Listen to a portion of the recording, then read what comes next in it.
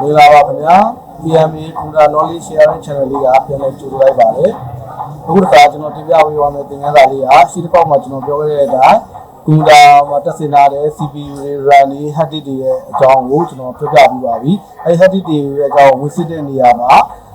Computer Property CMD DDIAG CND Plus အဲဒီလေးမျိုးနဲ့စစ်တဲ့နေရာမှာเนาะအလုံးစုံမမှန်ပါဘူးကျွန်တော် user တယောက်ကပြောင်းလဲလာလို့ရှိရင်ပြောင်းလဲတဲ့အတိုင်းပေါ်တယ်လို့ကျွန်တော်ပြောခဲ့ပြီးပါပါပြီเนาะအဲ့ဒါလေးကိုဘယ်လိုပြောင်းလဲရလဲဆိုတာကိုဒီ video file မှာကျွန်တော်ဖော်ပြပေးပါဖြစ်ပါတယ်တော့ကျွန်တော်ပြီးခဲ့တဲ့ video file မှာတင်ပြထားတဲ့ CPU စစ်နည်းလေးနဲ့ပြန်ပြီးတော့ဒီလိုစစ်ပြမယ်เนาะပထမဆုံးအနေနဲ့ Windows R D8 DIAG အဲ့ဒါဒီမှာကျွန်တော်တို့တော့ဆက်မှာတက်ဆင်လာတဲ့ processor လေးက i5 9gen ဖြစ်ပါတယ်เนาะနောက်တစ်ခု disk PC property အဲ့မှာကြည့်လိုက်မယ်ဆိုလို့ရှိရင်လည်းကျွန်တော်ကွန်ပျူတာမှာတက်ဆင်လာတဲ့ CPU လေးက i5 9gen မျိုးဖြစ်ပါတယ်เนาะနောက်တစ်ခါ CMD command Windows က CMD အဲ့မှာ WMIC CPU gap အနေနဲ့နေနောက်တစ်ခုရှိရင်ကျွန်တော်တို့မဆက်မှာတက်ဆင်ထားတဲ့ processor လေးရလည်း i5 9gen ဆိုတော့တွေ့ရမှာပေါ့เนาะအဲ့တော့3ခုလုံးစစ်ပြီး4ခုပေါ့เนาะဒီ CND command မှာကျွန်တော်တို့က2ခုဖြစ်နေတဲ့အတွက်4ခုလို့သတ်မှတ်လိုက်တယ်ဒီမှာကျွန်တော်တို့အကုန်လုံးစစ်ပြီးသွားပြီကျွန်တော်တို့က9gen အကုန်လုံးကအတူတူပြနေပေါ့เนาะအဲ့တော့ကျွန်တော်တို့ပထမပြောခဲ့တဲ့အတိုင်းပဲကျွန်တော်တို့ကဒီ microcomputer right မှာလာစစ်တာဒီအမှန်မမြင်ရဘူးပြောင်းလဲတာတွေဒီ DID နဲ့သွားစစ်မှအမှန်မြင်လိမ့်မယ် CND နဲ့သွားစစ်မှအမှန်မြင်လိမ့်မယ်ဆိုတဲ့မှားယွင်းနေတဲ့အားတွေကိုကျွန်တော်အခုလက်တွေ့ပြမှာဖြစ်ပါတယ်ဘယ်လိုလက်တွေ့ပြမလဲဆိုတော့ဒီ CPU name လေးကိုကျွန်တော်ဘယ်လိုချိန်လို့ရတယ်ဆိုတာကိုကျွန်တော်ပြမှာဖြစ်ပါတယ်အားလုံးအားလုံးလိုက်ပါကြည့်ရှုပါနောက်တစ်ခုကအခုပြမယ်ဘယ်လို name လေးဘယ်လိုချိန်မလဲဆိုတဲ့ကိစ္စလေးကကျွန်တော်တို့ common user အနေနဲ့ကနည်းနည်းရှုပ်ထွေးခက်ခဲပါတယ်ပေချာကြည့်ပါပေချာလိုက်လို့ကြည့်ပါပြီးရင်မူလပုံစံနဲ့ပြထားနိုင်မှုမှတ်ထားပါတော့เนาะအဲ့လိုမဟုတ်ဘူးသူကရန်တမ်းပြီးရှုပ်လိုက်မယ်လို့ရှိရင်ကျွန်တော်တို့ Windows error တွေဖြစ်ပြီးတော့ Windows ကြာလာမယ်ဖြစ်တတ်ပါတယ်ပေါ့เนาะအဲ့အတွက်ဒီလေးထားပြပါမယ်เนาะအဲ့တော့ကျွန်တော်တို့ဒီကွန်ပျူတာမှာရှိတဲ့ကိုယ့်ရဲ့ processor name တွေကိုပြင်နေတယ်ဆိုရှင်သွားမယ့်နေရာလေးကိုသွားပါမယ် Windows R run ပေါက်လေးခေါ်ပါမယ် REGEDIT Registry Edit Registry Edit ကိုတောင်းမှာဖြစ်ပါတယ်ဒီမှာကျွန်တော်တို့က system လေးကိုပြင်မှာ system နဲ့ပတ်သက်တာဖြစ်တဲ့အတွက်ကျွန်တော်တို့တွေဒီအရေးကြီးပါတယ်ဒါကြောင့်ကွန်ပျူတာကလည်းဒီပြုလို့ဝင်မလားဆိုတာကိုတခြားမေးပါမယ်เนาะမေးပြီးတော့ကျွန်တော်တို့က yes ပေးလိုက်ပါမယ်ကျွန်တော်တို့အခုဆိုရင်တော့ဒီလိုနေရာလေးကိုရောက်လာမှာဖြစ်ပါတယ် registry area ကျွန်တော်ဒါလေးခဏပိတ်ထားမယ်ပြီးရင်ပြန်ပေါ်ပေးမယ်เนาะကျွန်တော်ဆက်မှာ i5 9gen เนาะ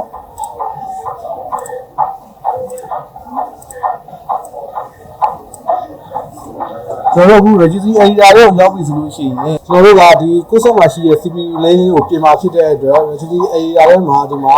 group လေး5ခုရှိရပေါ့เนาะအဲ့ဒီမှာကျွန်တော်တို့ 8G local machine ကိုသွားမှာเนาะ local machine ပြီးတော့မှဒီမြားလေးရှိတယ်အဲ့မြားလေးကိုတစ်ချက်နှိပ်လိုက်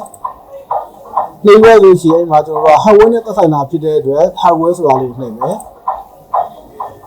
အဲ့ hardware မှာဒီ hardware ရဲ့အကြောင်းတရားတွေပေါ့เนาะဘာတွေဆိုတော့ကိုခေါ်ပြပေးလိုက်တာဖြစ်တဲ့အတွက်ကျွန်တော်တို့က discussion ဆိုတာကိုသွားအောင်မယ် discussion ကိုနှိပ်ပါမယ် discussion မှာကျွန်တော်တို့က system နဲ့သက်ဆိုင်တာဖြစ်တဲ့အတွက် system ကိုနှိပ်မယ်အဲ့ system မှာကျွန်တော်တို့ထွက်လာတဲ့ folder လေးတွေမှာဒီမှာ central processor ဆိုတဲ့တက်လို့နှိပ်ပြီပေါ့နော်ဒါလို့နှိပ်လို့ဒီအောက်မှာ0 1 2 3 4 5ဆိုပြီးတော့ထပ်ပေါ်လာပါတယ်ကျွန်တော်တို့က processor လေးကိုပြောင်းမှာဖြစ်တဲ့အတွက်ကျွန်တော်တို့ processor ကိုရွေးရပြီးရင်0ဆိုတဲ့ folder လေးကိုတစ်ချက်နှိပ်လိုက်ပါအဲ့တော့ဒီဘက်အချမ်းမှာကျွန်တော်တို့ဒီ file လေးတွေစာလေးပေါ်လာပြီပေါ့နော်အဲ့ဒီမှာကျွန်တော်တို့သွားပြင်လို့ရတယ်ကျွန်တော်တို့က processor လေးကိုလိုက်ရှာကြည့်ပါပေါ့နော်ဒီမှာ processor လေးကိုလိုက်ရှာကြည့်ပါဒီမှာ processor လေးဆိုပြီးပေါ်လာတယ်ဒီမှာနော် processor လေးကဘယ်လောက်လဲ Intel Core i5 9gen ဒါကျွန်တော်စိတ်ရဲ့ဒါအမှန်ပေါ့နော်ဒါအမှန်ကျွန်တော်စိတ်ရဲ့အမှန်နာမည်လေးဖြစ်ပါတယ်အဲ့ဒါကိုကျွန်တော်ကနေပြီးတော့ i5 12gen ဆိုပြီးပြောင်းလိုက်မယ်ပေါ့နော်ပြောင်းပြီးတော့ user ကိုဂျင်းထည့်ပြီးပြောင်းလိုက်မယ် i5 9ကျန်ဆိုကျွန်တော်တို့ကဘုံဘောဟို CPU ရော memory RAM တွေမှာကျွန်တော်အခုပြန်ရောက်ရင်4သိန်းဝန်းကျင်လောက်ပဲရမယ့်အနေထားပါကျွန်တော် i5 12ကျန်သူတန်ရရင်ကျွန်တော်9သိန်း10သိန်း9သိန်းပေါ့နော်အဲ့လောက်ထိရောက်အောင်နိုင်တယ်အဲ့တော့ကျွန်တော်ကဒီကောင်ခင်းထည့်လိုက်မယ် ready နှိပ်လိုက်ပါပေါ်လာတဲ့ဒီ value data အဲ့ value data မှာကျွန်တော်တို့ရဲ့set name လေးပေါ်နေတယ်ပေါ့နော်အဲ့ဒါလေးကျွန်တော်9တလုံးကိုဖြောက်လိုက်မယ်ဖြောက်ပြီးတော့တွဲထည့်လိုက်တွဲထည့်ပြီးတော့ okay ပေးလိုက်မယ် okay ပေးပြီးရပြီပေးလိုက်တော့ပြီးတော့ refresh လေးတစ်ချက်လောက်ပေးလိုက်ပါတော့ပြီးရင် this PC ကိုနှိပ်မယ် property ကြည့်လိုက်ပါ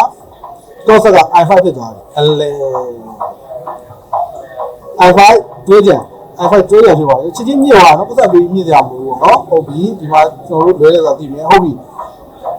တချို့ user ဟောပညာနည်းနည်းရေးရတာလူတွေကပြောမှာပေါ့ဒီ date computer rapid property ကမမှန်ဘူးတော့ပြင်လို့ရတယ်ပေါ့ဘာမှကြည့်လို့ရတယ် DADIEG ခေါ်ကြည့်လို့ရတယ်ပေါ့ဟုတ်ပြီကျွန်တော် DADIEG ခေါ်ကြည့်မယ်ဗျာ DADIEG ခေါ်လိုက်ပြီနော်အဲ့လေဂျင်ဂျင်ကျွန်တော် i5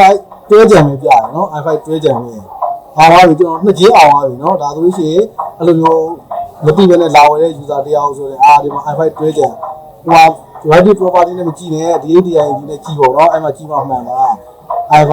တွဲကြံဟုတ်ပြီကျွန်တော်ဂျင်းထည့်လိုက်တာ20အောင်ပါပြီနော်နောက်တစ်ဆင့်နောက်ထပ်နည်းနည်းပို့ပြီးတော့ upgrade ဖြစ်တဲ့ user တရားကလာတယ်ဒီလိုကူကမမှန်ဘူး CND ကိုရန်ပူနဲ့ရိုက်မှမှန်တာပေါ့ကိုရန်ပူမှာဆိုလုံးဝပြင်လို့မရဘူးပေါ့ကိုရန်ပူနဲ့စစ်ကြီးမှတော့မှန်တယ်ပေါ့ဟုတ်ပြီဒီကိုရန်ပူကိုတွားမယ်ပေါ့နော် CND ကိုရန်ပူကိုတွားလိုက်မယ်ဟုတ်ကဲ့ပါကိုရန်ပူမှာကျွန်တော်စစ်တယ်ကြည့်ရနော်ဘယ်လိုစစ်လဲ WMIC CPU.name ဟုတ်ကဲ့ပါတော့ကြည့်လိုက်ဘာပေါ်လဲIntel Core i5 တက်ကြံဟုတ်ပါပြီအဲ့ဒါဆိုရင်ကျွန်တော်တို့ကဂျင်းသုံးခုအောင်မြင်သွားပြီပေါ့နော်ရောထောင်းပြီးနေစားလိုက်လို့ပဲရှိတော့ပေါ့နော်ကျွန်တော်အဲ့ဂျင်းသုံးခုလုံးအောင်ပြီးသွားတဲ့နောက်ပိုင်းမှာကျွန်တော် i5 9ကျန်လေးကိုတွဲကြံနေနဲ့ဂျင်းထည့်လိုက်ပြီးဖြစ်ပါတယ်ပေါ့နော်အားကြောင့်မလို့ဒီလာတို့အနေနဲ့ပညာရပ်တစ်ခုကိုတခြားလေးလာပါအဆုံးထိလေးလာပါလမ်းမှာတော့တော်တော်ပြည့်လည်းမဆုံးပါနဲ့ကျွန်တော်တို့ဒါလေးခဏခဏတွေ့ရပါတယ်ကျွန်တော်တို့ set တွေစားပြီးကြိုင်တဲ့အခါမှာ user လာတယ်ကျွန်တော် CPU ကဘလောက်စစ်ကြည့်လိုက်ရင်မဟုတ်ဘူးပေါ့နော်အဲ့တော့ဒီလိုတွေဖြစ်ရအောင်ဒီကိုယ်ဆက်မှာတက်ထားတဲ့ CPU တွေကို RAM တွေကိုအတိအကျအမှန်တည်းဘယ်လိုစစ်ရမလဲဆိုတာကိုနောက် video file လေးမှာတင်ပြဝေးအောင်ဖြစ်ပါတယ်ဒါကြောင့်မလို့ကျွန်တော်ရဲ့ channel လေးကို like and subscribe လေးလုပ်ပေးကြပါလို့တောင်းဆိုပါရစေအားလုံးကိုကျေးဇူးတင်ပါတယ်